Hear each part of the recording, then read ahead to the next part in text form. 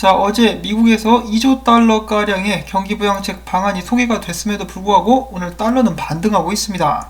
그와 동시에 미국 증시도 일제히 하락하고 있는 모습 보여주고 있고요. 비트코인도 오늘 전혀 힘을 쓰지 못하고 있습니다.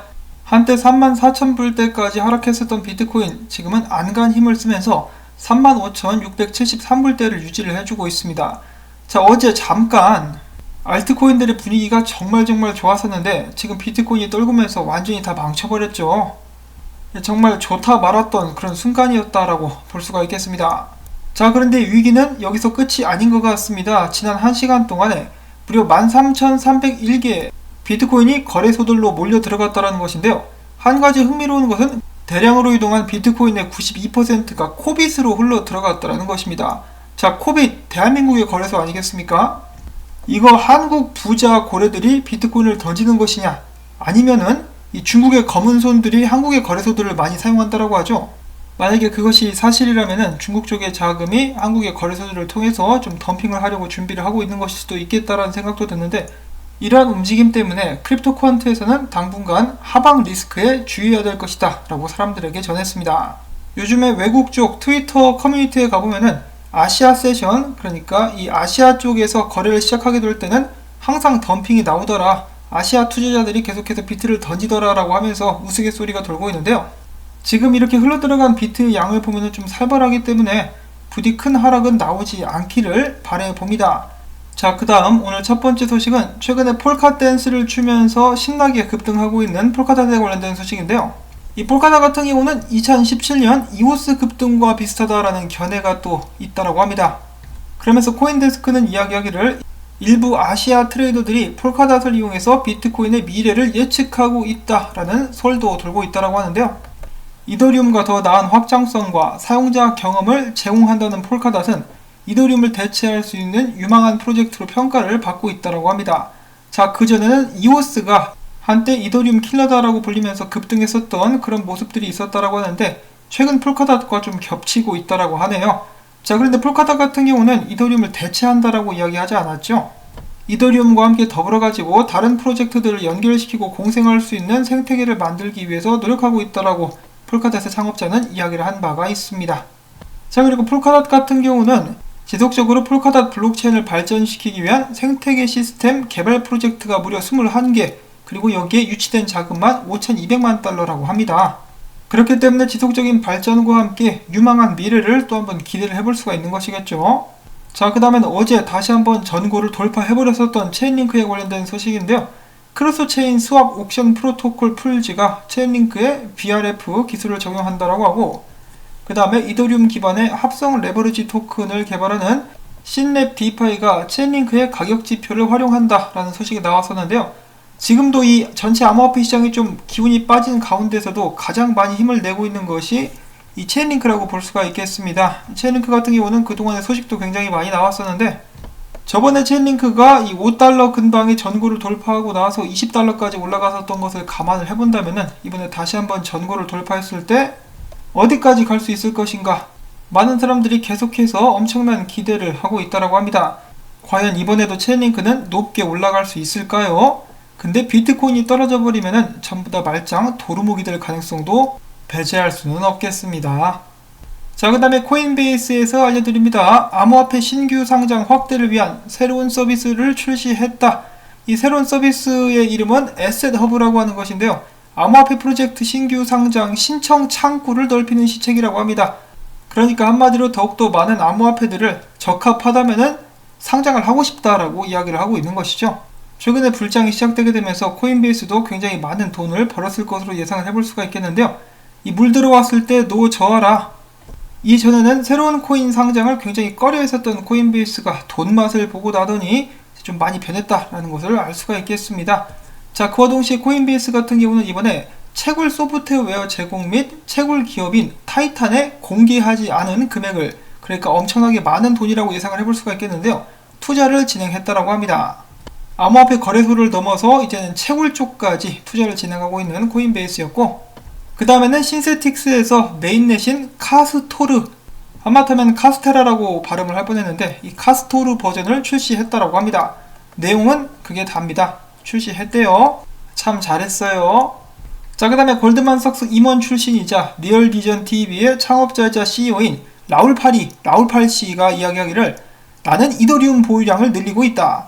비트코인에 비하면 아직도 이더리움을 훨씬 더 적게 들고 있지만은 이더리움은 2021년 14일 동안 60% 상승했다.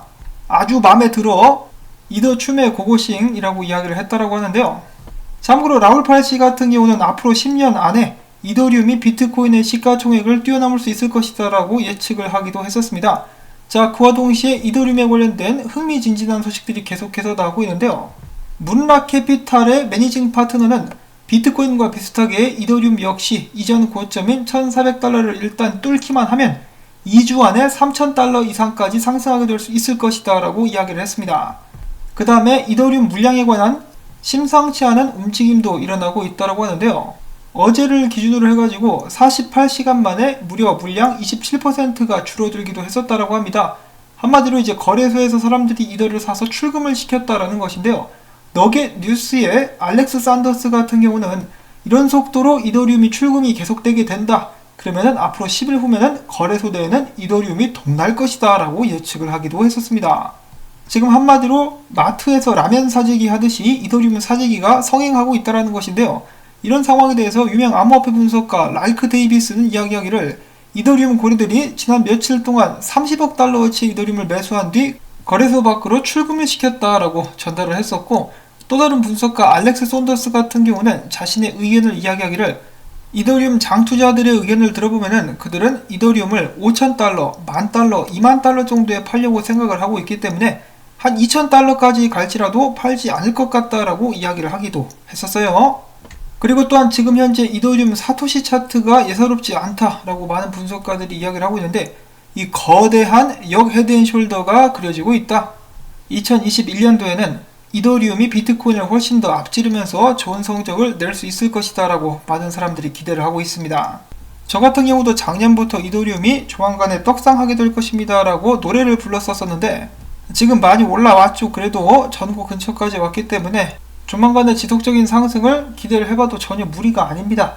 자, 그리고 앞선 기사에서 제가 깜빡하고 못 전해드린 부분이 있었는데, 자, 이더리움 물량이 이렇게 많이 빠져나가고 있다. 거래소에서 보유하고 있는 이더리움 물량이 줄어들고 있는데 이 똑같은 현상이 비트코인에 일어났었을 때 90일 만에 비트코인 가격은 4배 정도 뛰었다라고 이야기를 하면서 이 비슷한 정도의 상승을 이더리움에게서도 기대를 해볼 수 있지 않을까라고 이야기를 하기도 했었다라고 합니다.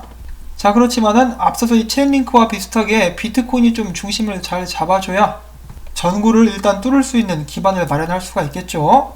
요즘에 들떠가지고 계속해서 등락을 거듭하고 있는 비트코인에게 누가 안정제라도 한 방 놔줬으면 좋겠습니다. 자, 그 다음에는 마운트곡스 관련된 업데이트가 있다라고 하는데요. 마운트곡스의 채권자 중에 하나인 코인랩에서 이야기하기를 마운트곡스 채권자와 손해배상 관련된 합의를 달성을 했다. 이에 따라서 마운트곡스의 전체 비트코인 손실액의 90%를 손해배상 청구할 수 있다라고 이야기를 했다라고 합니다. 청구 규모 같은 경우는 무려 13만 7,891개의 비트코인, 어마어마한 숫자라고 볼 수가 있겠는데요. 마운트곡스의 이용자들에게 분배가 될 것이라고 하네요. 지금 마운트곡스에서 이 정도의 비트코인을 들고 있는지 모르겠습니다. 전에 개수를 한번 본 적이 있었는데 기억이 안 나서요. 자, 아무튼 지금 몇 년째 질질 끌고 있는 마운트곡스 사건, 조만간에 어느 정도 마무리에 대한 윤곽이 나오게 될 수 있을 것인지. 이름이 마운트곡스인데 이거 뭐 거의 마운트 곡소리죠. 부디 그 곡소리를 비트코인 시장으로 가져오지는 않기를 바라봅니다. 자, 그 다음에 미국 마이애미 시장 프란시스 수아레즈가 최근에 인터뷰를 통해서 시정부 금고 운영 일환으로서 비트코인에 투자하는 방안을 고려하고 있다고 합니다. 그러면서 그는 이야기하기를 만약에 우리가 비트코인에 작년에 투자를 했었더라면 이미 200% 이상의 수익률을 냈을 것이다 라고 이야기를 공개적으로 하기도 했다고 하네요. 자, 그리고 이 영상이 바로 수아레즈 시장의 인터뷰 영상인데요. 이렇게 생기신 분이십니다. 아주 그냥 건실하게 비트코인에 투자를 진행할 만큼 현명한 그런 모습을 보여주고 있죠. 자, 그 다음에는 암호화폐 관련된 신탁 하면 떠오르는 것이 그레이스케일의 GBTC인데요. 이번에 그들의 라이벌이 나타났다고 합니다. 미국의 자산 운영사인 렉스쉐어스 산하 오스프리 펀드가 장외시장에 오스프리 BTC 신탁을 출시할 계획이라고 합니다. 이름은 OBTC가 될 것이라고 하네요. 자, 그런데 그레이스케일보다 앞서가는 더 나은 조건을 내놨는데요. 관리 수수료가 0.49%밖에 안 됩니다. GBTC에 대비해서 약 4분의 1 수준밖에 안 된다는 것인데요.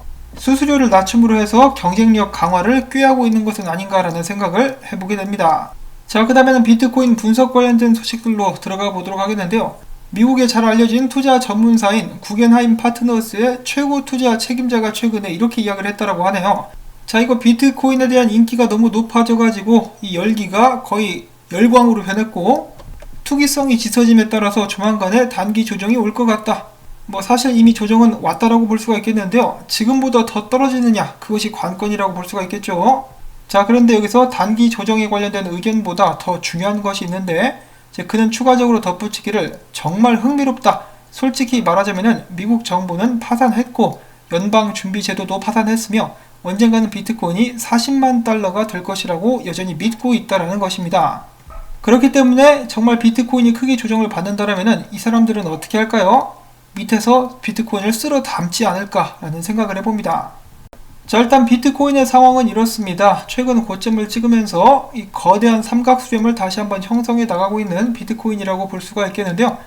크립토 비트코인 크리스의 분석을 보시게 된다면 비트코인은 떨어져서 여기 있는 지지선까지 오게 될 수도 있다고 합니다. 가격대는 34,934달러. 여기 일단 강력한 지지선이자 추세선까지 겹쳐지고 있는 부분이기 때문에 여기까지 떨어진다면 여기서 반등을 할 수 있게 되지 않을까라고 예측을 하고 있다고 하죠. 개인적으로는 비트코인이 여기서 좀 이렇게 쭉 뚫고 올라갈 수 있기를 바랬는데 그렇게까지 하지는 못한 것 같습니다. 그 다음에서 마찬가지로 크립토 비트코인 크리스의 분석인데요. 지금 비트코인 1시간 봉을 봤을 때 중요 지지 구간에서 일단 반등은 해주면서 그래도 단기적으로는 비트코인의 하락세가 좀 수그러드는 듯한 그런 모습이 보여지고 있다고 하네요. 자, 그 다음에는 유명 암호화폐 분석가 조시 레이저가 이야기하기를 내년 연초까지 비트코인 가격이 10만 달러까지 오를 수 있을 것이다 라고 이야기를 했었고, 라이크 데이비스 같은 경우는 10만 달러까지 가긴 가는데 좀 더 일찍 올해 연말까지 가게 될 것으로 확신한다 라고 이야기를 했다고 합니다. 자, 과연 비트코인 1억 원의 꿈은 이루어질 수 있을 것인가? 자, 마지막으로는 비트코인 스톡 투 플로우 모델을 만든 플랜B의 최근 트윗 하나를 공유해 보도록 하겠는데요. 자, 플랜B 같은 경우는 38,000달러도 좋다. 근데 내가 진짜 기다리고 있는 것은 이 빨간 점에서의 높은 점프. 과거의 비트코인 사이클을 보시면은 꼭 이렇게 빨간 선에서 이제 약간 주황색으로 접어들 때쯤 해가지고 높은 점프가 나오게 되는데 그와 동시에 가격 상승도 예측을 해보고 있다는 것이죠. 이런 식의 점프가 조만간에 나오게 될 것이다 라고 하면서 기대감을 한껏 높이고 있는 모습이었습니다.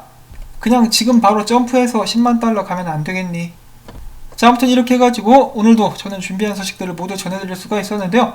한 주 동안의 피로를 주말 동안에 잘 쉬시면서 푸실 수 있기를 바랍니다. 오늘 나온 정보들 여러분들께 도움이 되셨다면 수고했다는 의미에서 토마토밭에 따뜻한 꿀물 뿌리기 광고 시청을 통해서 꼭 부탁을 드립니다. 광고가 나오는 동안에 오늘 점심에는 뭘 먹을까 메뉴를 한번 정해보시는 것도 나쁘지 않겠죠? 자, 그러면 저는 다음에 새로운 소식 가지고 인사를 드리도록 하겠습니다. 안녕히 계십시오.